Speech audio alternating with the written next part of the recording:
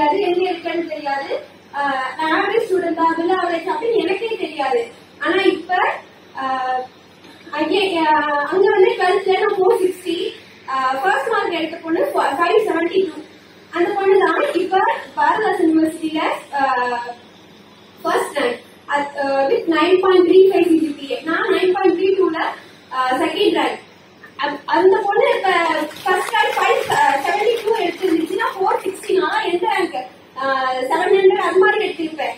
அதுக்கு காரணம் எனக்கு இங்க கொடுத்த என்கரேஜ்மெண்ட் தான். அது ஒண்ணுதான் நம்ம ஃபர்ஸ்ட் சொல்றேன். இதுதான் வந்து என்னோட இங்க வந்து நான் கத்துக்கிட்டது என்னன்னா, நிறைய சோர்ஸ் இருக்கு. நீ தான் ஒண்ணு வந்து அதை வச்சு நீ தான் பண்ணிக்கணும், நீ தான் வந்து எல்லாமே வந்து யூட்டிலைஸ் பண்ணணும் அப்படிங்கிற கிளிப்ஸ் எனக்கு கிடைச்சது அப்படின்னா இந்த காலேஜ் மட்டும் தான். யூனிவர்சிட்டி எக்ஸாம் கூட நைட்ல போறது, இந்த டவுட் இந்த சம் இருக்கு, இது எப்படி போடுறது, இது எப்படி போடுறது, மேம் நீ பயப்படாது அப்படின்னு அவ்வளவு ஸ்ட்ராங்கா சொல்லி தருவாங்க. இப்ப நான் இங்க இருந்துட்டு எங்க இருக்குன்னே தெரியாது. இப்ப செகண்ட் ரேங்க் எடுத்து அவ்வளவு ஃபேமஸ் ஆகி இங்கேயுமே சரி வீட்லயுமே சரி, இப்ப நான் படிக்கிற பிஜி காலேஜ்லயுமே சரி அவ்வளவு ஒரு எனர்ஜியோட இருக்கேன். அதுக்கு காரணம் என்னன்னா கான்செப்டர்ஸ் தான்.